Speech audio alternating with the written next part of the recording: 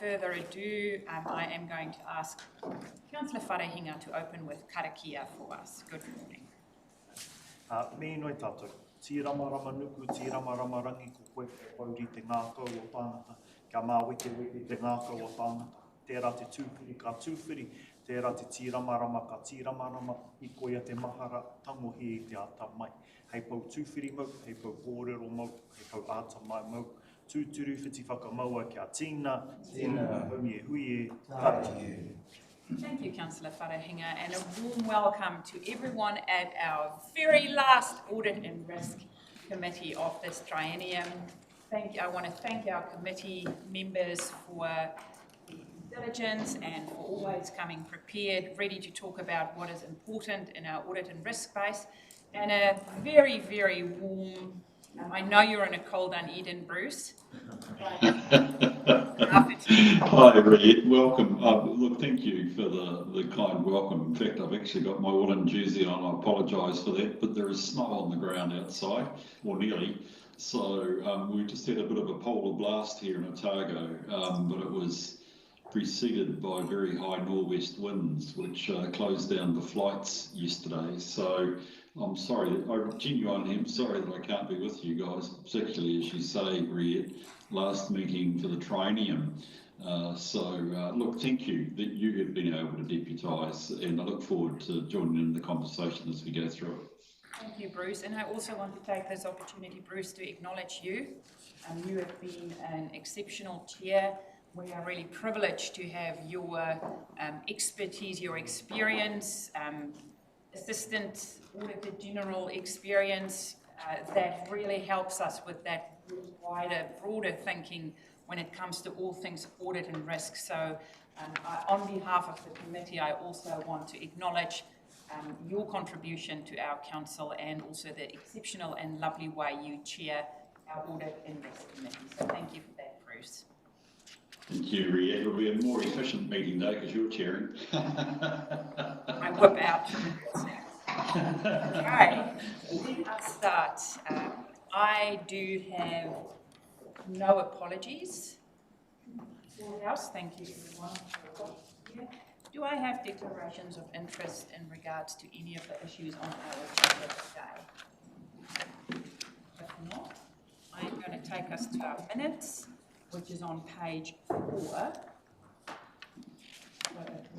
These minutes were sent out a long time ago. What I'm after is, thank you, Councillor Telfer, seconded by Councillor Cranston. All in favour that this is a true and fair record of the meeting that happened. I can't hear no voting. Against? Carried. Please vote when I ask for a vote. Okay, Workman, let's go. That is just in summary on page 11 and 12. Thank you for that, the governance Workman. I have no leave of absence. Any acknowledgements or tributes? We have had so many tangi in the last while. We might acknowledge some tomorrow at our council meeting. Thank you. No public input and petitions, no extraordinary business, no notices of motion, and we have no adjourned business. This takes me to our first report. And Stewart, it's lovely to have you here today joining us. I was wondering, is Bruce and Stewart one person? Because we either have Bruce in the room or Stewart in the room. Now I know there are two of you. So thank you for joining us today. And I am going to hand over to Pauline and yourself. So councillors, this was sent through yesterday for us to take a look at, just a summary. But Pauline, I'm going to ask you to walk us through this, and then councillors, if there are any questions of Stewart, we'll take it from here. I'll introduce it because I'm sure Stuart will be able to take us through this report. But just kind of wanted to also acknowledge Mr. Young in this process. It always is an interesting time when we do the annual report, but perhaps a little bit more challenging this year in terms of with the elections. We have to produce it 2 weeks earlier than what we would normally. That also means Ernst has to move it also 2 weeks earlier than what we normally have. We also $3 billion worth of assets, all of those had to be revalued, so that was also quite a arduous task within those kind of the timeframes. And then another complication as part of the process, we had a new system which we went through in February, which is a kind of a migration from the old to the new. So that made more complications in terms, if you like, for the annual report process, per se. But definitely appreciate, as always, the approach taken by Stuart and his team leading us through our final review of the annual report. But I'll hand over, is it your report? Thank you, Pauline, and thank you, committee. Thank you for having me here today. Bruce's got a little bit more hair than me, so he probably would be a bit concerned by suggesting that we're kind of one and the same. So thank you for welcoming me here today at the start of October. Obviously, it's been a busy few weeks, and you obviously want to get this done and sorted before your elections, which is a good objective to have. So, as Pauline has reflected, you've chosen to revalue all your various infrastructure asset types, and you've changed your, some elements of your core IT systems. So that has thrown a few interesting sort of little curveballs into the year. Generally speaking, those matters have been dealt with and consumed by management, and so that doesn't present an issue for us today. So in terms of the status of our audit, we've completed all our testing. There is a couple of little pieces of work to fall into place underlying some of the information supporting the infrastructure assets, but we're in a position where there will not be anything beyond sort of minor edits for publishing purposes in regards to your annual report, and we'll just want to work with management. Obviously, you'll adopt tomorrow, and if there's any just sort of final tweaks before you say put it up on the website early next week, then we'll work with management to achieve that. Our audit report will be unqualified it'll be an unqualified audit report. It will have a modification because it'll draw attention to note 1B in your financial statements. Now, 1B reflects where council's at with 3 waters. And so across the sector, various different, all the councils, except the purely regional councils, have made the decisions and submitted their paperwork to the DIA, and different councils are at different states. They're either going into joint CCOs, or they're going alone, like yourselves, or some have heard back from DIA and others haven't. And so across the sector, each of the auditors' audit reports are giving mention to, or drawing the reader's attention to, the note in your financial statements that just discusses where you're at. Ultimately, because it's so significant, and depending on which council's annual report you're looking at, you're looking at a council that's going to offload its 3 water assets, or in this case, not. And so therefore, the Office of the Auditor General has considered that to be a sort of an important matter just to draw readers' attention to. So that's not a qualification, it's what we call in technical terms an emphasis of matter. And that would be every regional council at this stage? No, most regional councils, unitary councils will have it. Regional councils won't, because of course they're not dealing with the 3 waters. But every territorial local authority will have it. And it'll read differently. So say, for instance, I was at Hastings yesterday, and its opinion will say that their 3 water assets are being put into a joint CCO with Central Hawke's Bay, Napier and Hastings, whereas here it'll be reflecting your own circumstances. And management have put that into your financial statements in terms of where you're at with that process. If you receive notification from DIA this afternoon, we might need to suddenly look at that note, but I don't expect that to be the case. We will be watching our impact. It's updated to sort of fully reflect your current knowledge, and that's where we want it to be at. So I'm sorry that the closed report didn't go out with the original papers. Just on the accelerated pathway, we've had to sort of get multiple things done at the same time. but hopefully you've had a chance to have a bit of a browse at it yesterday. But I'll talk to the key points within our document. So as reflected, you've undertaken a sort of full revaluation of your, you call them infrastructure assets, I'll call them the three waters, but of course there's also your flood control assets and your solid waste assets are sort of being captured by that valuation. The three water assets have been sort of fully revalued using current market rates, excuse me, and you've utilised WSP to support you with that. WSP have taken the current pricing information that councils provided to them, and they've mixed it in with some other data they've got from other councils in their own indexing, and derived values for yourselves. And so that's been reflected into your financial statements. In terms of solid waste and flood control assets, there wasn't so much available information at the time of the preparation of the valuation in regards to local pricing. So essentially WSP have utilised their own index data to support the valuation of those assets. And so that's been, we're happy with how that's been recorded into the financial statements. Obviously associated with those asset categories has also been a reasonable amount of sort of physical works during the year. But the major focus is probably in terms of the physical works really has been around the roading recovery.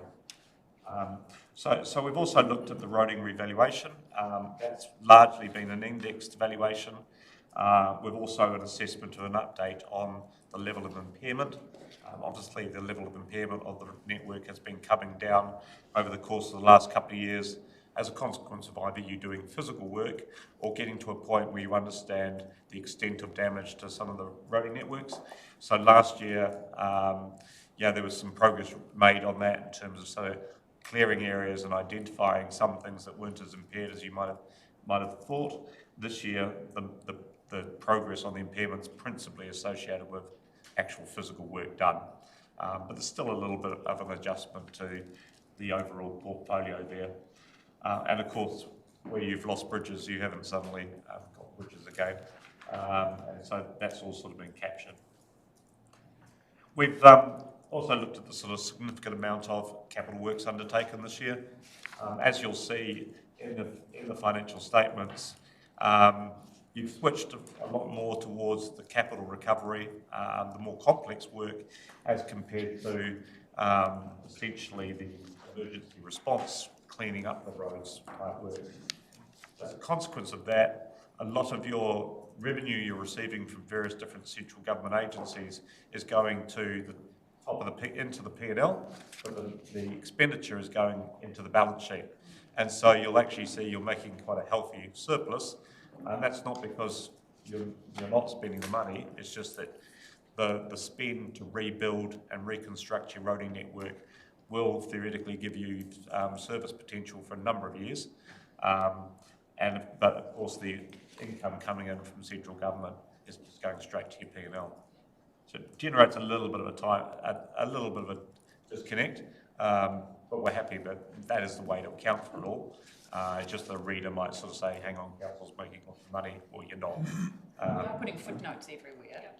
Yeah, it's understandable as to how it's being treated. And that all links with your grants and subsidies. Sorry, good question? Yeah, I know you're not here to be an accounting teacher, but is impairment, once you've done your depreciation, is the impairment a value below that? I'm just not sure about impairment. Yeah, so how we do it.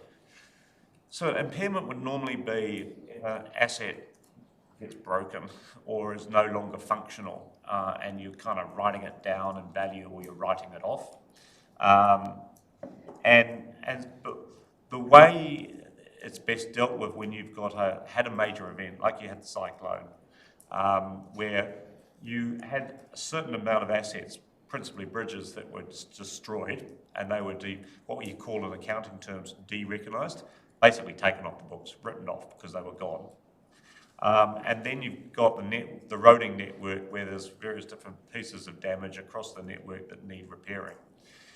What the valuers do is the valuers will assess the roading network in consideration of its age profile and its overall state pre-damage, they'll assess a value for that.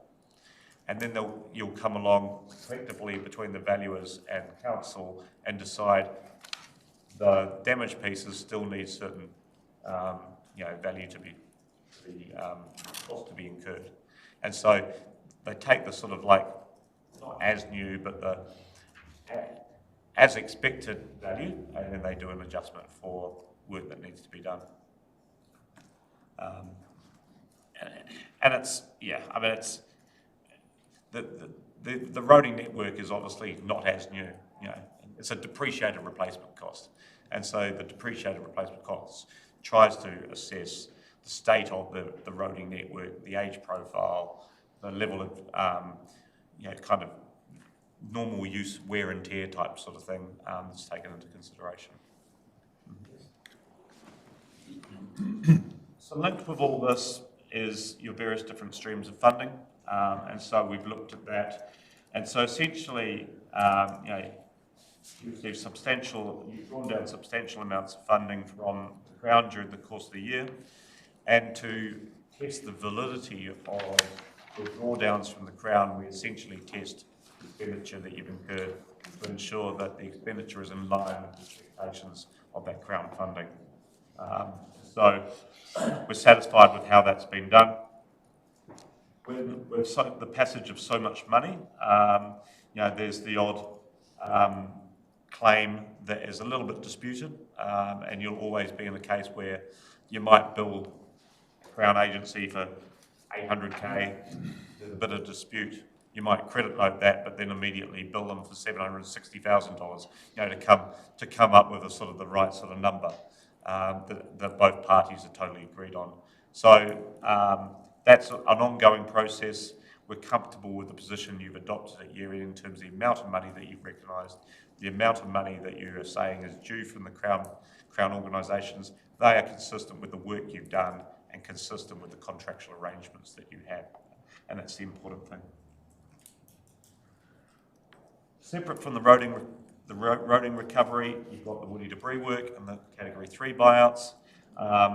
Again, those processes obviously proceeded as they were well in flight last year. So again, we've looked at the costs incurred in regards to that work and the Category 3 buyouts in terms of the process of valuing properties, acquiring the properties, and then writing down those properties.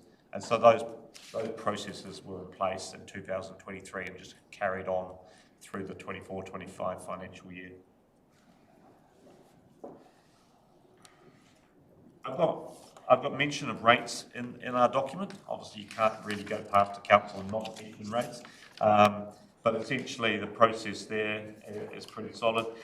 Given the current economic circumstances, you've always got to keep an eye on your rate status. Understandably, times mean that people don't necessarily rush towards paying their rates. No particular concerns there, and you do make provisioning for rates where you don't think you're going to recover them. But in terms of your underlying processes, in terms of the recognition rates, the charging of rates, we have no concerns that we need to bring to your attention. And then the last piece I'll touch on is probably borrowings and debt. So during the course of the year, you've continued to draw down funding from LGFA. Now, one of the things that we identified that actually you'd done very late in the last financial year is you'd drawn down the first of your concessionary loans late in the FY24, and then for $10 million, and then you've drawn down a further $5 million this year. Now, the concessionary loans are interest-free for a period of 10 years, and so the accounting for that is that you adjust those loans to fair value at inception when you draw it down, and then you will effectively apply an effective interest rate over the period of that 10 years. So it kind of accretes up back to that number. So let's say, for instance, if you borrow $10 million, the fair value of that on the day in which you borrow it might be $6 or $6.5 million. And then you essentially charge yourself an interest rate over the course of that 10 years so that you have $10 million on your balance sheet at the point as a liability at the point in time when you get to the end of that period. So, when the LGFA wants their money back, you've actually got a $10 million liability sitting on your books. So, whilst you get the gain and you haven't got any cash flow in the period between now and the 10 years, in terms of actually paying out interest, you are booking an interest charge effectively to your accounts. It's kind of very much a sort of accounting sort of thing to do, but it's essentially reflecting the fact that you have got, there's no such thing as free money, but you've got interest-free money for 10 years, and you've got to reflect the benefit of that. So we looked at that and determined whether actually we should book that back to 24, but given the transaction happened in May in 24, and it was on the finance line, it's not impacting rates, we decided that, and it's below our materiality number, we decided it should just flow through the 25 financial statements, get washed up and sorted out there. And the $5 million concessionary loan you've drawn down this year has been treated in a similar manner, but obviously it's been an FY25 transaction. Obviously, debt levels need to be managed, and ongoing watching brief on various different benchmarks and the various different covenants associated with the borrowing. One of the things that many councils are looking at is when, in this part of the country, is when the additional revenue streams from the recovery work sort of starts to drop off, how does your debt to revenue ratios look like? And that'll be where things look a little bit squeezy, sort of going down the track. It's just constant, just need a constant eye on that. Sorry, I've done a lot of talking. That's kind of a broad summary where we're at. So, the annual reports come together pretty well. We received the first full draft, I think, on about the 19th of September. Provided some feedback on that. Management have absorbed that feedback. Good discussion in terms of what goes in and what doesn't go in. And so there's a version that'll be good to go. So the last things I need to do is I'll provide to council, management later today, the draft audit report, which can be tabled tomorrow. Obviously you have to adopt your own report before I sign my audit report, and letter of representation, which will be pretty standard as well. Then I just sort of suggest if you've got an adoption that sort of says allows for sort of minor editorial tweaks for the purposes of publishing, that would be a healthy little wiggle room to use. But we won't have any sort of substantive change to the annual report. Thank you for that, Stu, and thank you for the work you and your team have done with Lee and the team. I'm going to open the floor to any councillors who have questions. Same to you, Bruce, the floor is open. Now is your time if you have any questions of Stuart and the EY team. We will be, as you know, our annual plan and annual report is coming to us tomorrow at our last council meeting, and this will go in the front of that. Okay, any questions? Bruce. Thank you. Probably not so much a question of Stuart, but we're just perhaps looking towards tomorrow. There is obviously a role of the committee to be where we're at, and Stu's given us a very good rundown and an effective rundown on the key things that he's had to focus on in terms of the audit. Just for the benefit of the committee, Stu and I have kept in contact, including as late as probably about 8 o'clock this morning, just to keep in tabs with these issues.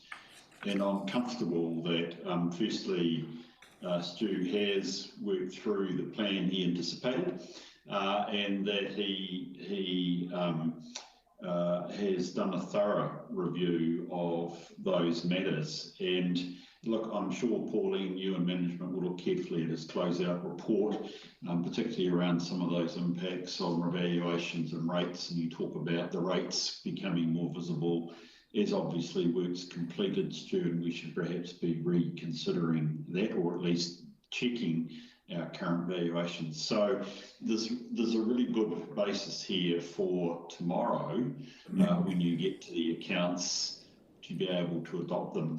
Reid, I've had a very quick look at the annual report as you've got in your meeting tomorrow, and I know we're not dealing with your meeting tomorrow today, but I would compliment you on a very crisp and clear set of accounts. Again, I expect it out of Gisborne, but you do it well. But having said that, well, not having said that, but in addition, I'd say because of the clarity, they're worth studying and analysing, not just adopting tomorrow with the audited annual report and filing away. There are some important messages in there, and my eye is always automatically attracted to your effective balanced budget statement in that in the annual report, which reflects actually are we prudent in what we do. I don't want to make any comments on that because again, if anything, that should be for tomorrow. But I would urge council to look at those results as it goes into the new year. And I think we'll come back to this, Kim, when we talk about, Daniel, when we talk about strategic risk. But there are some important numbers in there in terms of the position of the council, which will be important as you go into, quite frankly, what I said, a difficult planning cycle, but that's for a later discussion. Bottom line is, I'm very comfortable with where both Pauline and the team have got to and where Stuart has got to with the audit. I do hear his need for a wee bit of wriggle room in case there's any editorial comment, but we are in a position today where I think if I could use words I'm used to, Stuart, you're really giving us verbal clearance. There isn't anything here that you can see at this point that's major that's going to trip you up when you finalise things off. So that's a good result, particularly given as you started with Pauline, you know, you've had to bring everything forward given the elections. It's great that this will be out of the way before the elections. Thank you, Reid. Committee members, Councillor Alder. Yes, thank you for the report, Stuart. Very comprehensive, and you've obviously done a lot more work than usual. Your bill didn't move too much. Page 5, and it is about this impairment thing, and perhaps it is a bit of an accounting lesson for me, but the yellow line on the roading assets, if I would use an analogy, if I have $1 million house and a storm comes along and blows the roof off, it gets revalued at $900,000. I then get the roof fixed. It costs me $200,000 to fix the roof. I get it revalued, and the house is still only worth $1 million. Is that a little bit what we're seeing here with the yellow line? Except we're talking about the land, the house property values could have moved during this time. The house prices could have come down, as have the roading land values. Or is it a suggestion that we perhaps haven't been getting value for money for our roading spend? Or have I got the wrong end of the stick? No, there's a few things in there. I mean, essentially, if you do have $1 million house and your roof comes off and you put a new roof on, yeah, first of all, without a roof, it's probably worth, let's say it's worth $900,000. Without a roof, that's probably optimistic, but, you know. You give your builders $200,000, they put a new roof on. A part of it might be worth more than $1 million because you've got a brand new roof, whereas the old roof might be quite worn out. So you certainly would take that impairment and you'd put your $200,000 back onto your balance sheet, and it might be worth the extra $200,000 because it's a brand new roof and it's fixed on pretty well compared to the old one maybe. Now, the reality is that valuations will come along and they will assess what the market value is. And there are certain things that you might do that are outside of your control in terms of the market values. This year, in terms of your roading network, there's been a few ebbs and flows. Some of those are, you know, there's land associated with your roading assets, and the land, if anything, your land's gone down a little bit in terms of within the valuation, even though the cost price of construction of roads is actually moving up a little bit. We are actually seeing and one of the things that Bruce touched on actually when he was speaking, was we are seeing quite a lot of volatility in pricing, and particularly in the roading space across the broader Hawke's Bay, East Cape, the broader region, this part of the country. And in certain parts of the Hawke's Bay where they are far more and further into a lot more complex work, it's costing them a bit, and that's actually flowed through into their valuations. Whereas here, we've not necessarily seen that yet, but it might happen in terms of as you progress through more complex work. Obviously, down in the Hawke's Bay, you've got the Napier Hastings bypass is going to absorb a lot of physical roading work activity. You've also got the what do you call it, a viaduct, or the major work between Napier and Wairau. All those sort of things are going to absorb roading construction capacity over the course of the next year to 5 years, and that could potentially cause cost challenges within your roading network. And if your cost structures are going up, then your valuations will actually go up because your replacement costs will go up. So that's just something just to keep an eye on.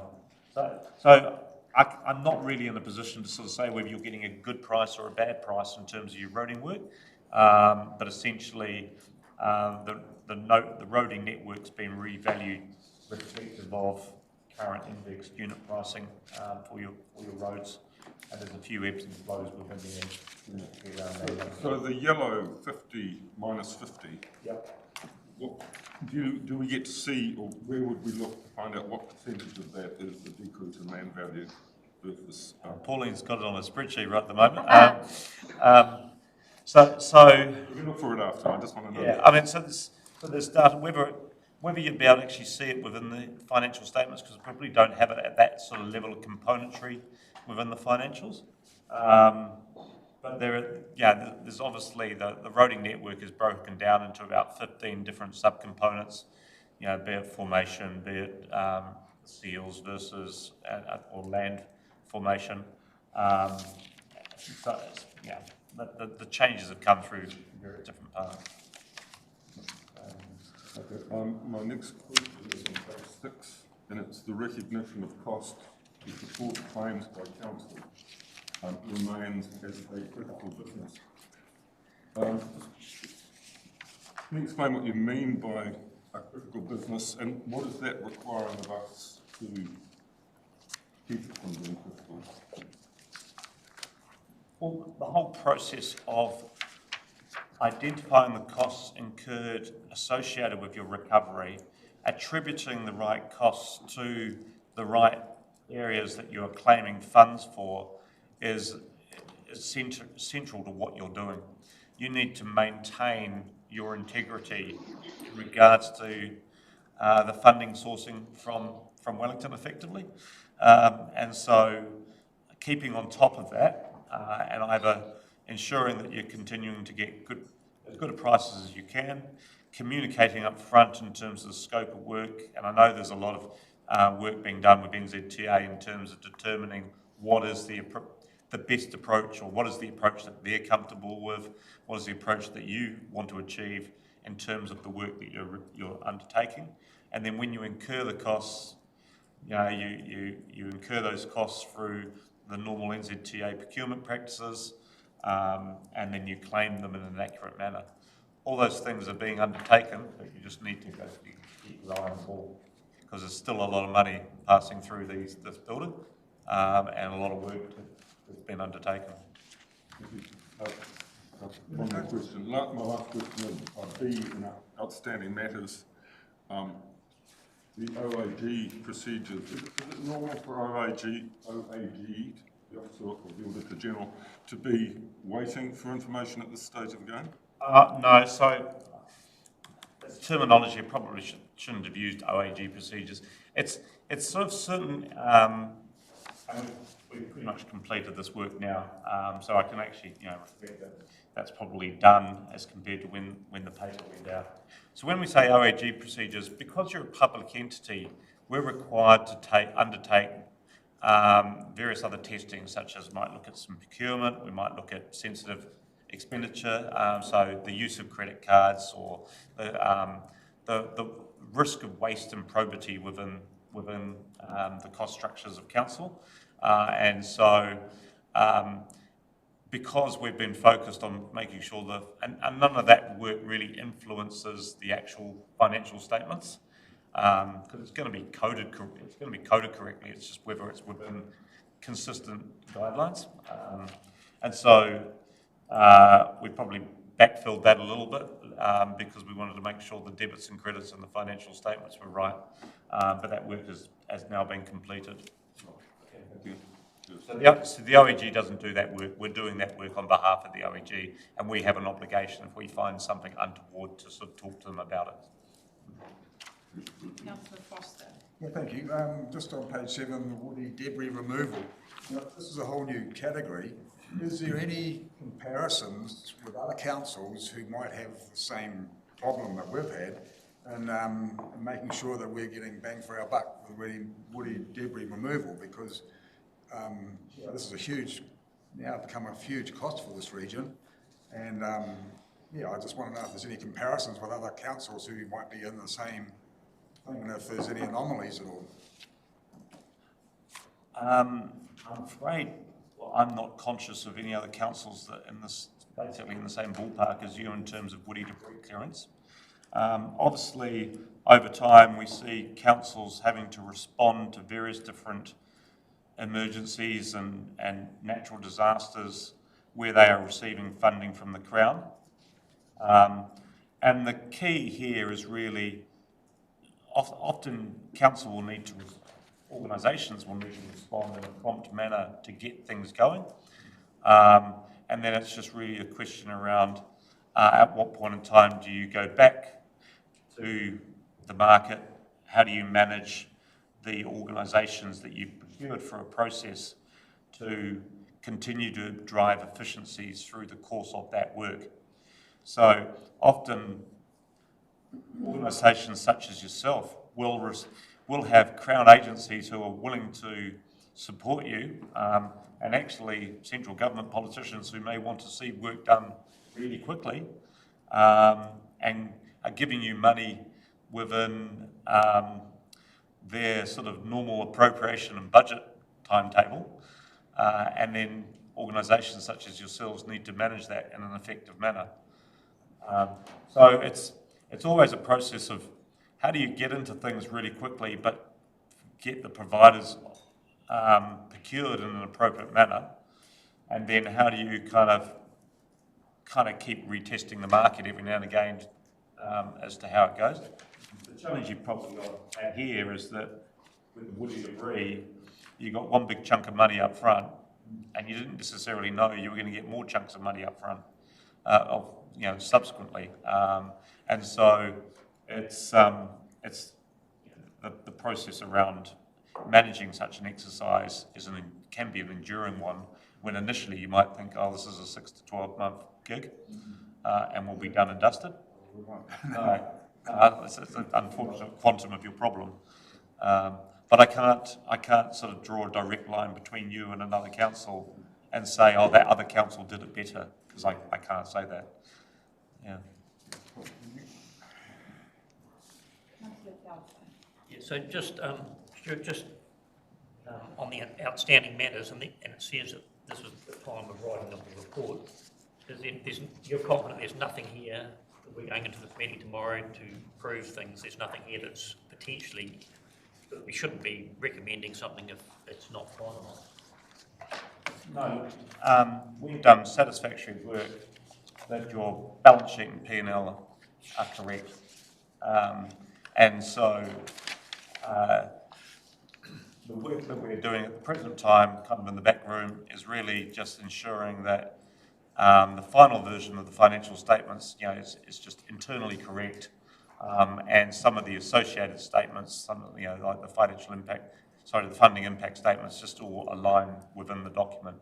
And so there's nothing fundamental in terms of having to actually, there'll be no requirement to make financial changes to your core financial statements. Any more questions? Any other committee members? No? Councillor Alder. Thank you. Page 7, Stuart, just the numbers don't sort of ring true, and I'm wondering where they come from. Funding revenue recognised, debris removal 24.4 and category 3 5.8.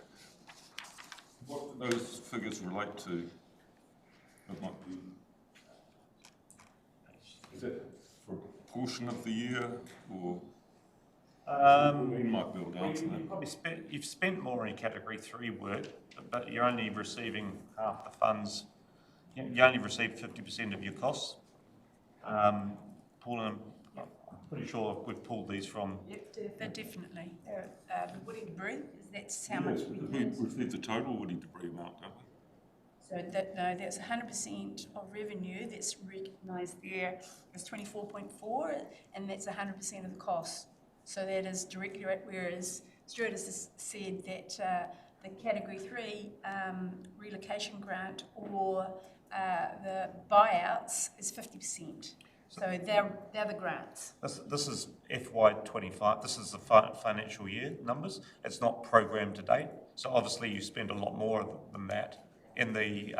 This is for this last annual. Yeah. This is what we're looking at. This is the funding you've received from the Crown over the course of the last 12 months of the financial year. 25. Yeah. Any other questions, queries? If nothing, I'm going to thank you again, Stuart. Thank you for the work. Thank you for me. And I look forward to adopting this tomorrow as part of a successful last year. I'll move this. Seconded by Councillor Faulkner. Bruce, any last questions or queries from you? Or are you happy for us to move forward? No, look, I do appreciate the quality of the questioning. Actually, it's interesting to listen to, but no, I'm comfortable. And just reflecting, I think, on Rob's question, we've got verbal clearance, and I appreciate, I know what Stuart's doing. He's a bit like the duck on water. He's confident that he is on top of the water, but his legs are going like crazy at the bottom just to finalise the file. So and that just reflects the stress of trying to do this early. But we've got verbal clearance, so I'm comfortable, Red, that we can go forward as proposed by these resolutions and indeed the position you want to reach tomorrow.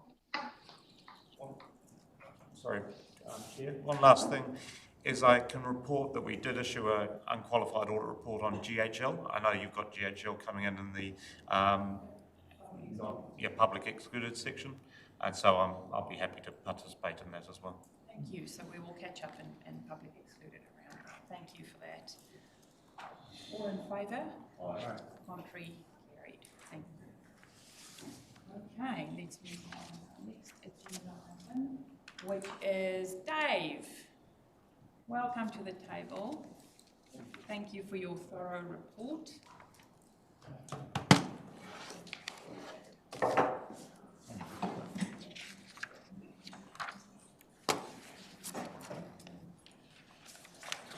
Lovely to have you back, Dave.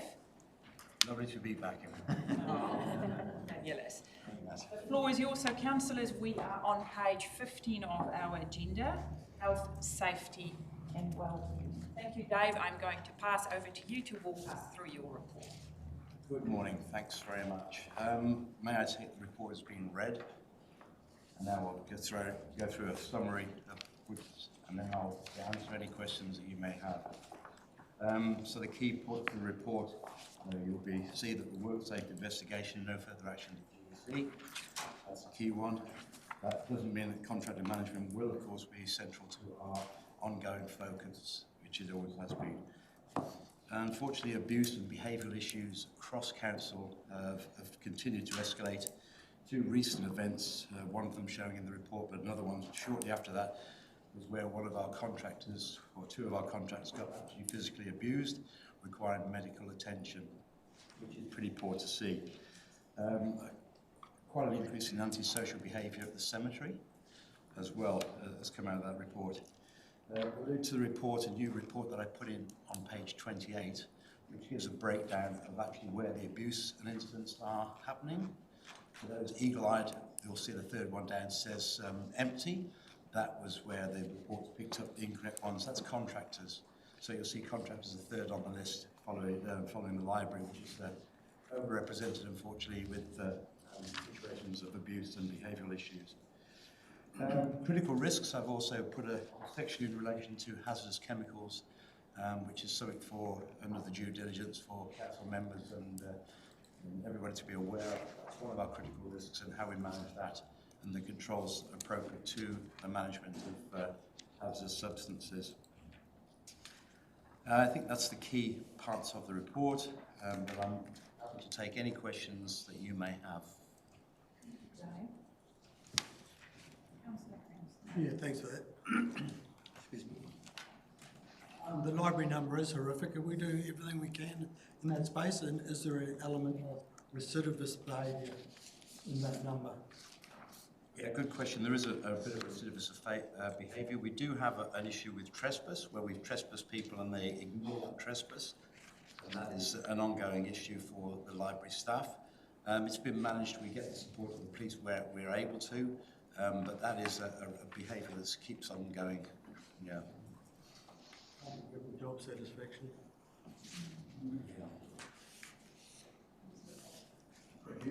Page 20, paragraph 22, this goes more into a shared service agreement with safety through BOCLAS. It's including respiratory fit testing, workstation and pre-employment medical assessment, and audio monitoring. Could you explain what they are, please? Sure. Which is this, page 22? Page 20, and on paragraph 22. Correct. Yes. BOCLAS instigates shared services where we can get a better bang for our buck, where we actually utilise one local supplier or one supplier that offers services to Tai Rafferty. In this case, we had been using Workable that had been giving us a great service. There was a new organisation that came into Gisborne some years ago, and they've been offering services across the BOCLAS councils in relation to medical services. We've agreed or signed a memorandum of understanding to actually use Proactive here in Tai Rafferty, which gives us substantial discounts on items like fit testing, where we have to wear respiratory fit equipment. And the requirement of AS 1715 is that every year, annually, we are required to people that use respiratory equipment have to have a fit test to make sure that the equipment they're providing is fit and fit for purpose. The audio tests are for any of our teams that have exposures to high frequencies of noises. I would say the biosecurity team. So they have annual audio tests to ensure that their hearing is not deteriorating from the work that they're engaged for by the council. Okay, cool. Thank you. Good to know. Dave, can I ask you a question? On page 21 and 22, can you just walk me through this? I assume the graph on page 22 is the large woody stuff.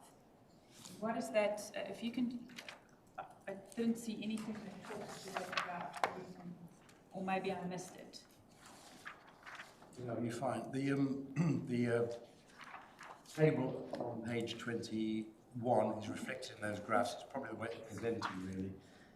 They're not the best graphs, but they do actually give a representation over the last 12 months of how many audits we're doing, which gives an indication of, in the winter we don't do so many audits because there's not so much work going, and also in relation to notify WorkSafe site visits and incidents and near misses. It just gives a representative of that data in respect of large woody debris. And there's a lot of work going in that workspace.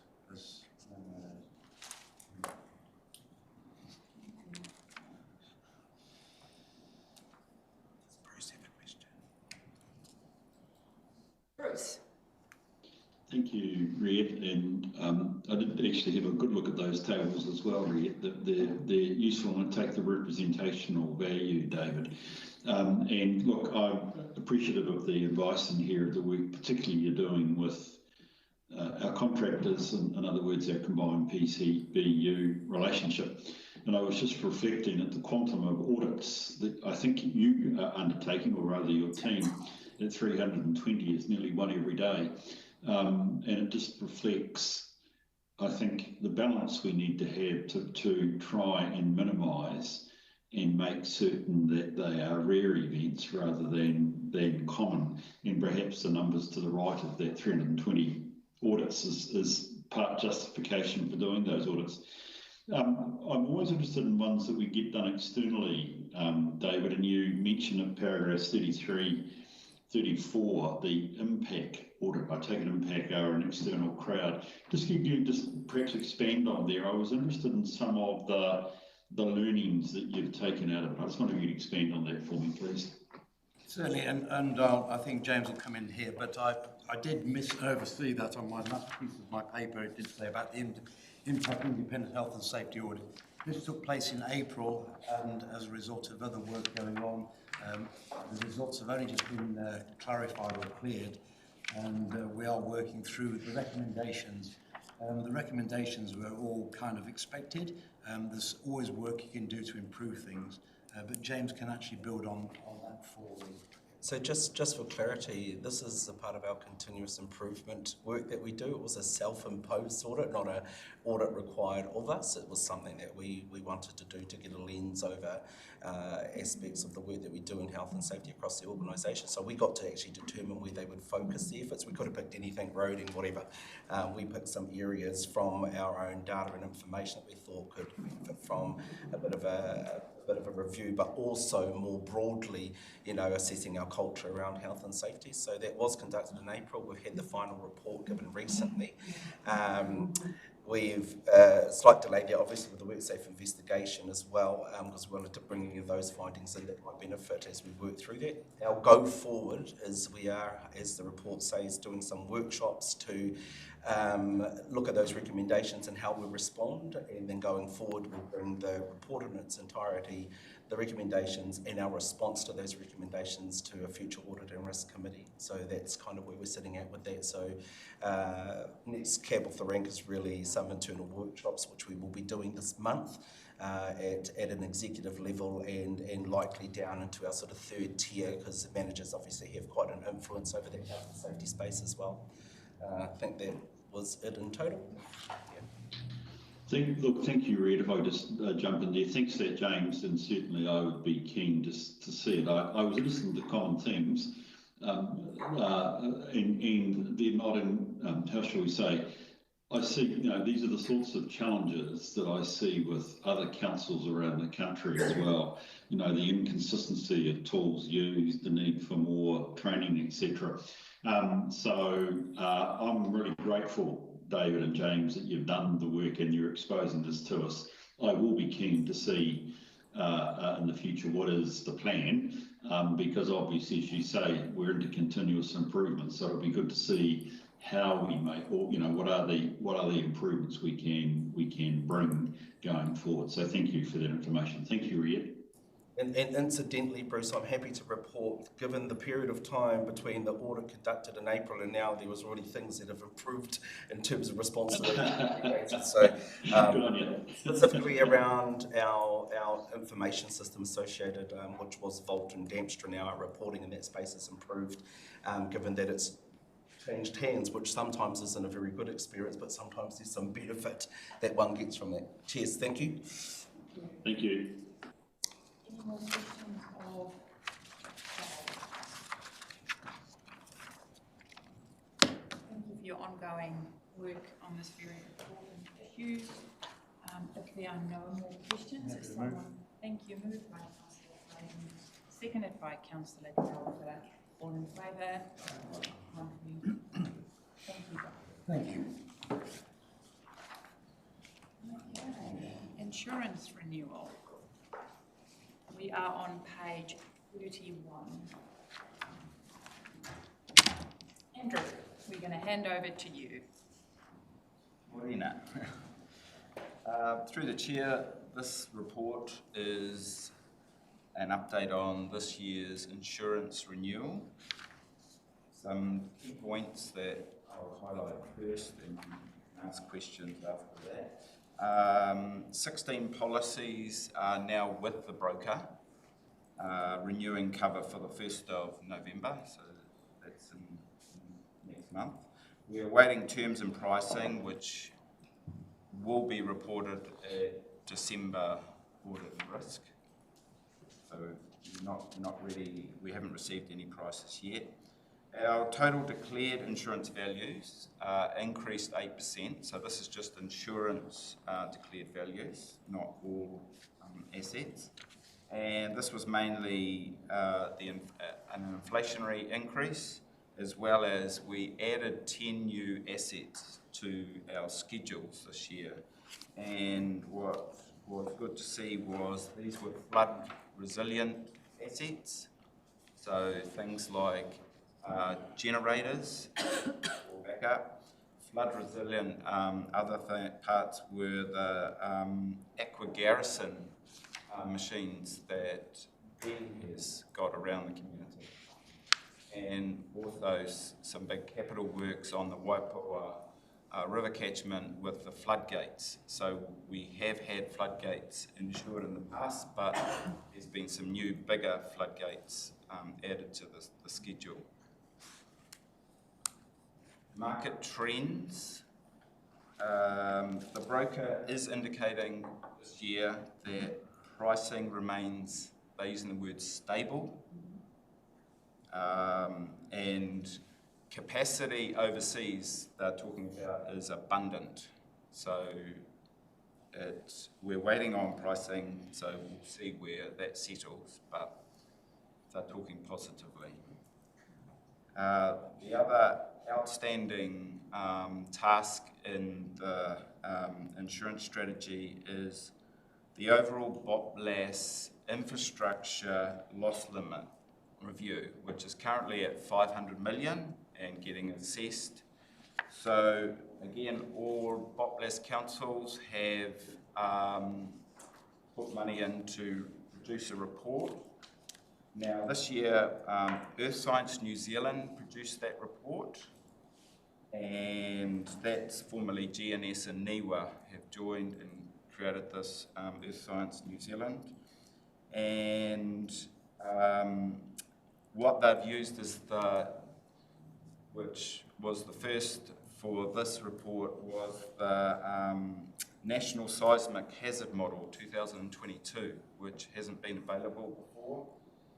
And that's got the most up-to-date seismic risk in New Zealand. That was used for all the BOPLAS councils' reviews of their loss limits. So that is still to happen, what the limits will settle on. So again, this month that will be up and coming, so I'll report that as well in December Audit and Risk. And the other last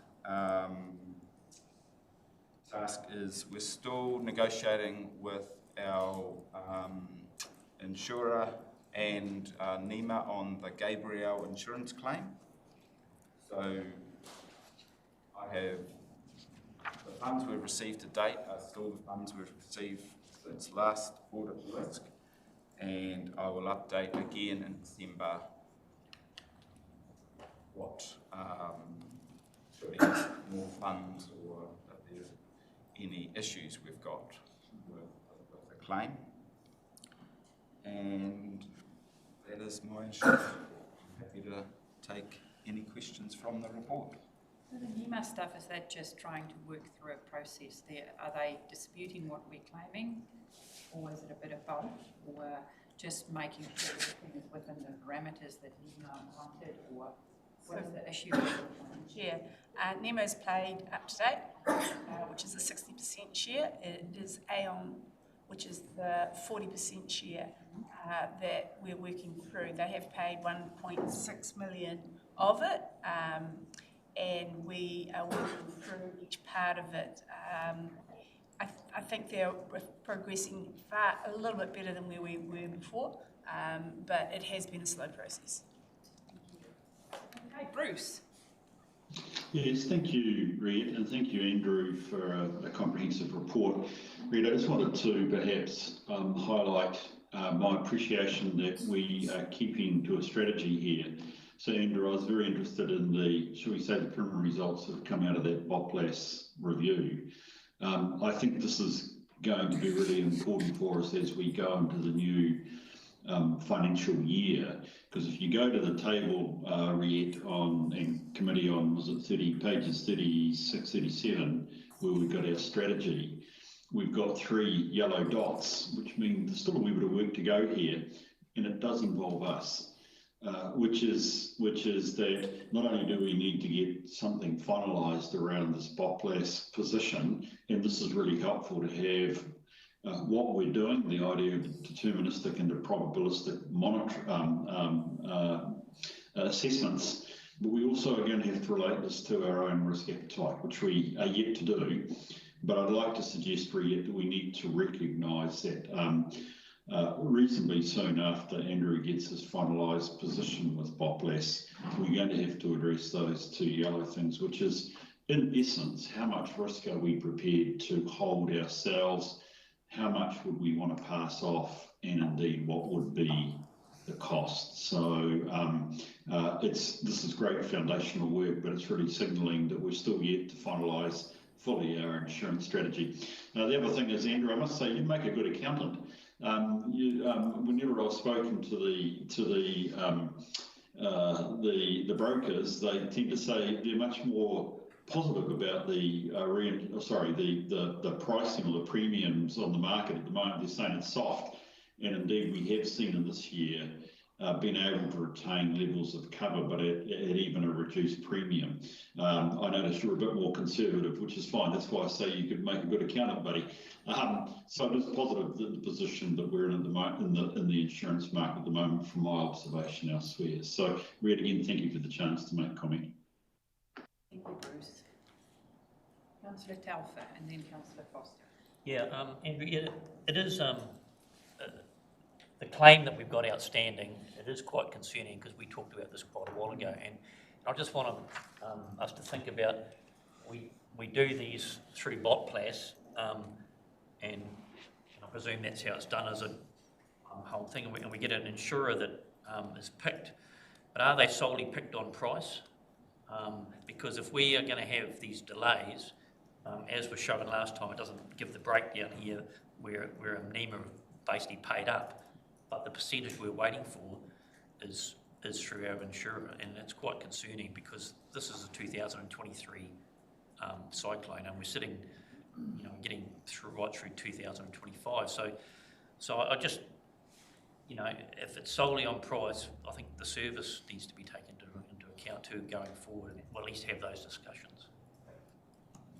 Through the chair, BOPLAS has basically renewed with the broker for another 2 years, and after that they are thinking of putting a tender out to select another provider for the insurance side. I suppose the infrastructure policy is 60% shared by NEMA and 40% by the insurer. So I do like that NEMA has provided good support for council. Yes, the insurance side, it has been difficult, but we are moving. So by December, hopefully we will have some more news. Just add to that, as part of I'm a director on behalf of the council for the BOPLAS group, and so as part of the decision making around whether we go tender to market is actually what's available to local government too. So there are very few players in the insurance space that can take the level of risk along with the amount of assets that we're required or that we need to actually get the coverage. So we are playing in a very limited playing field here. So just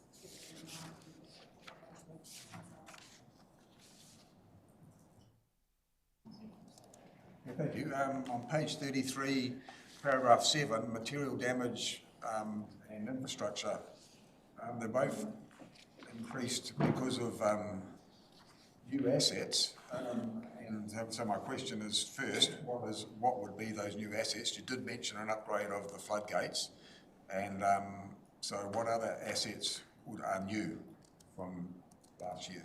Through the chair, Other new assets are, so riding with Tinaroto, and we insured a new, what's going to become an office out at Tinaroto for the roading network. Also, you have a recovery centre now at 275 Lytton Road that was purchased for that project. Those are probably the two other bigger assets. Our renewals program with pipes and all that, they're all kind of upgrades and insurance? Yes. Yeah, cool. Okay, cool. The other part is the inflationary adjustment, 5%. Yes. Isn't that a bit, if inflation's not 5% anymore, why is it, they cover themselves by adding a little bit extra, or? So some of it in ours is, you've got to bear in mind the replacement value. If you take from what happened in Christchurch, the amount that you were insured for was well under. And so it takes the valuation of the assets for insurance purposes, which is a little bit different in the replacements with in the circumstances, especially the underground. And so 5% is also assessed, and we assess it too. Is it fair and reasonable? Is the uplift? And anything we would probably say is that uplift a little bit light in terms of for insurance purposes. So yeah, no, we assess it in terms of those rates as well.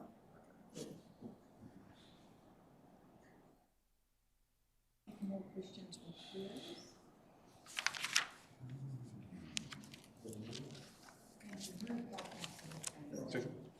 Seconded by Oscar. All in favour? So Bruce, we're going to take a 15-minute break. We will come back, let's say 10:30. We'll be back 10:30. Good morning, Kim.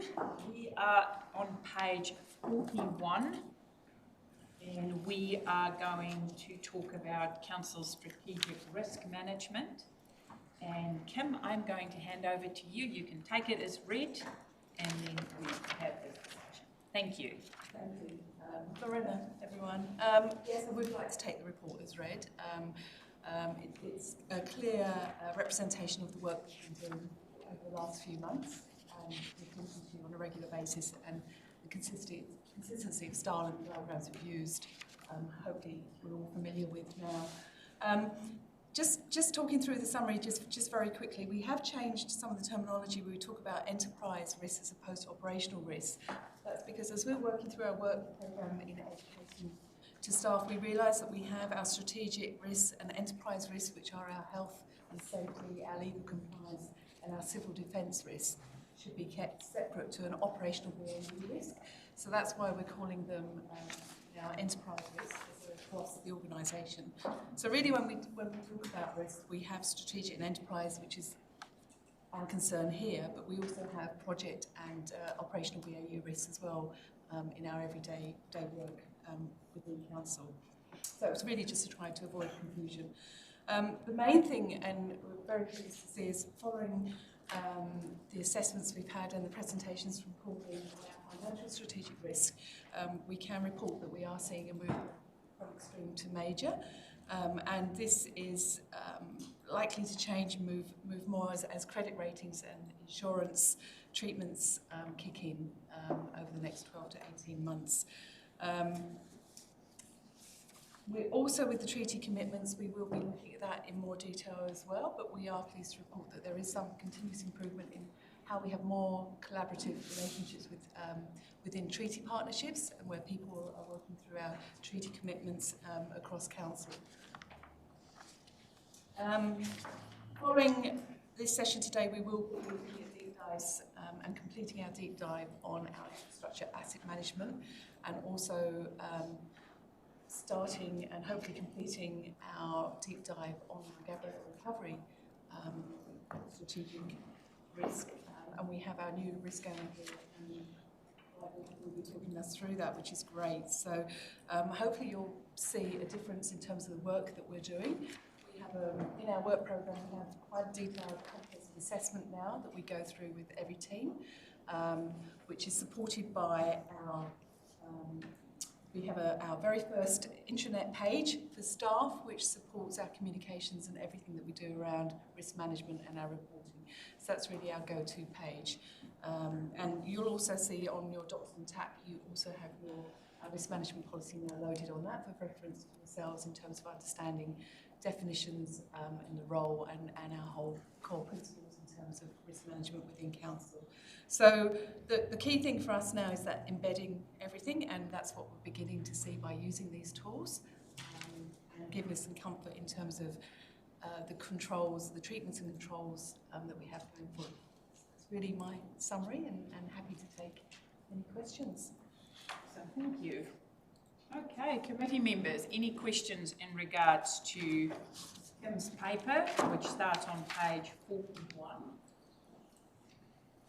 It's a noting report, so it's just Kim updating us on where we at, what has happened, what has moved where, how we approach it going forward. Councillor Foster. Thank you. On page 42 under financial, we're saying we're going to be going from possibly major down to moderate for the next 12 months through credit ratings and insurance controls. Where does debt fit into that?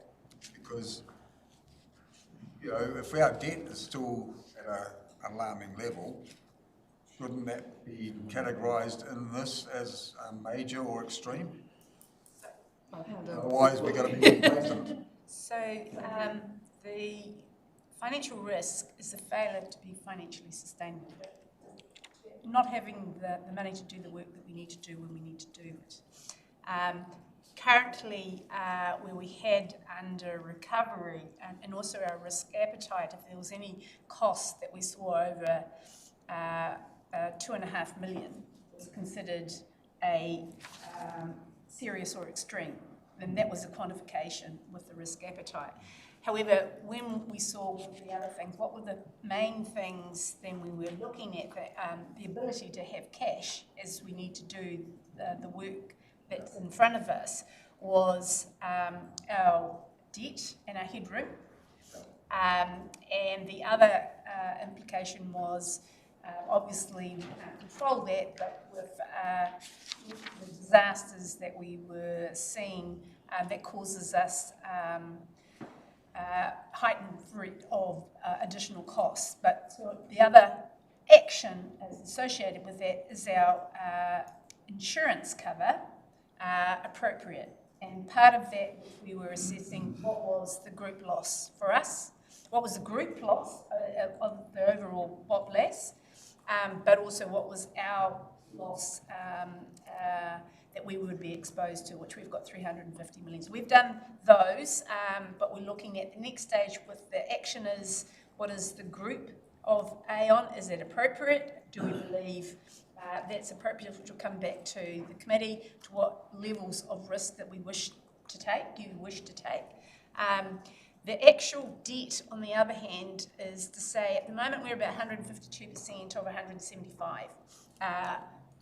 Percent of the ability to borrow. We know with our water services delivery plan and what we need to do over the little while that we're going to be at that 175%, which means we have no headroom. And so our approach, and as we signalled within the water services, is that we will become credit rated.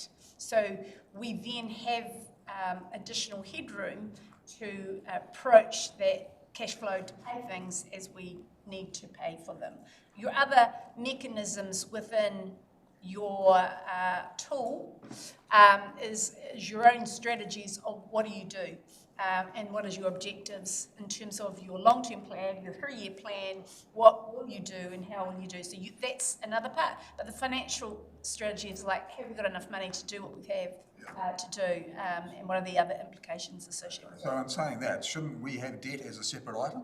No, that comes under the financial. It's the risk is. Yeah. So through your worship, so essentially what we've done is we are modelling this based on your agreed plan, which includes your agreed financial strategy. And what we're saying here, so that's all integrated up into this is the appetite for risk, which everyone kind of workshopped, and these are the thresholds, and these are the controls that we have in place. we don't take individual items out like the revenue to see whether or not there's risks around that, but we bundle it as a whole in terms of are we going to achieve that financial strategy, what are the risks. Yeah.